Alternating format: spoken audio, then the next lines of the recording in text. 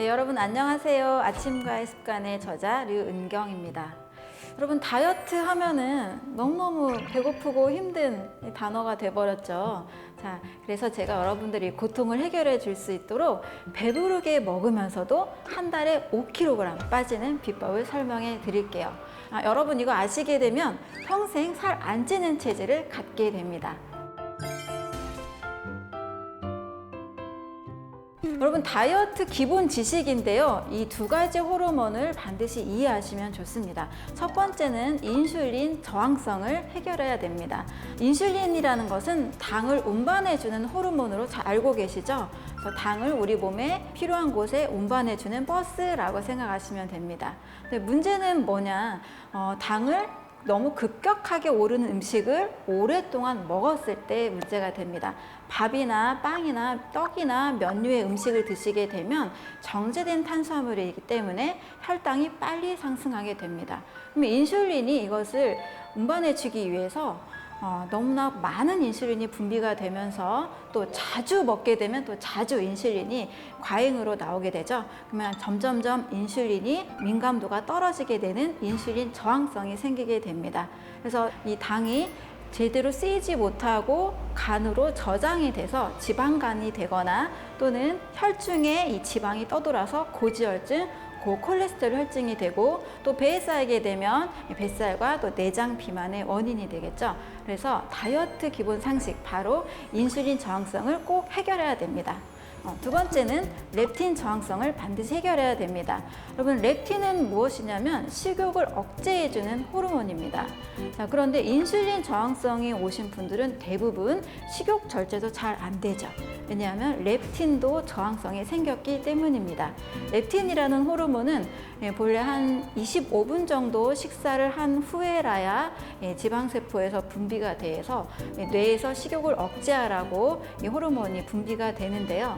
인슐린 저항성이 있는 분들은 몸에 지방이 많아서 이 렙틴 분비가 너무너무 많이 되면서 이 렙틴의 민감도가 떨어지게 되고 결국 식욕 억제가 잘 되지 않게 됩니다.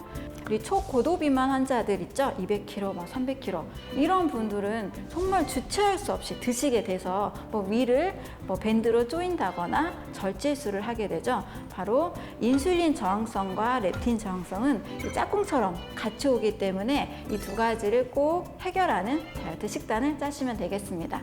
이렇게 드시게 되면 여러분 배부르면서도 또 살이 쭉쭉 빠지는 효과가 있습니다.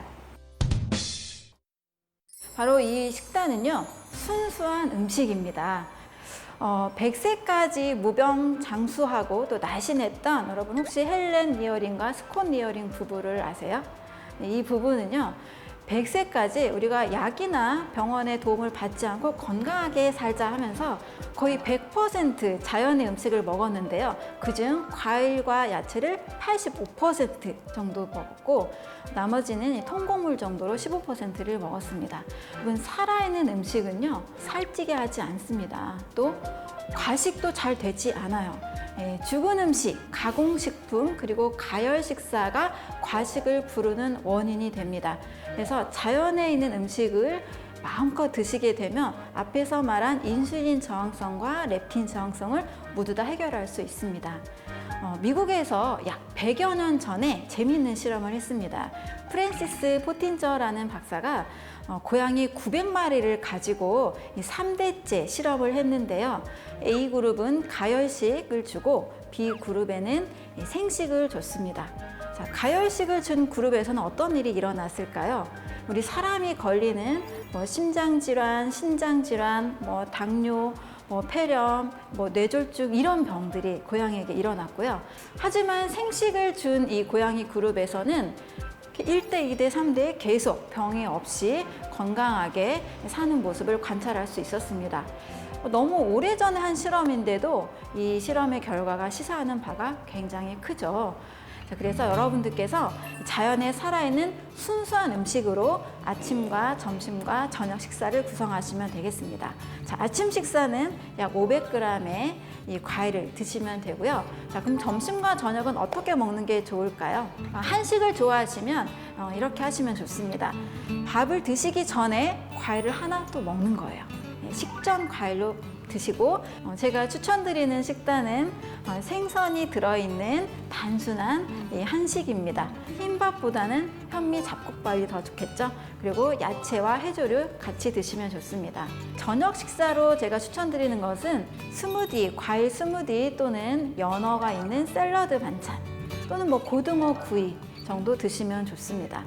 이렇게 드시게 되면 여러분들 포만감도 아주 오랫동안 유지가 되면서 한 달에 5kg 정도 빠질 수 있는 식단이 되겠습니다. 그런데 과일을 갈아서 먹으면 어떠냐는 질문들 참 많이 하세요. 여러분 착즙 주스라고 많이 알고 계시죠? 과일을 착즙해서 드시게 되면 과일에 들어있는 너무나 좋은 식이섬유를 제거하고 드시기 때문에 혈당도 빨리 올라가게 되고 또 많은 영양소들을 버리고 먹게 됩니다.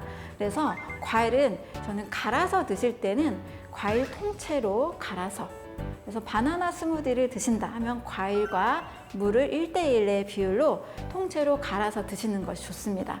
절대 착즙은 제가 추천드리지 않고요. 또 말린 과일, 또 시중에서 사 먹는 당을 시럽을 섞어서 판매하는 과일 주스도 추천하지 않습니다.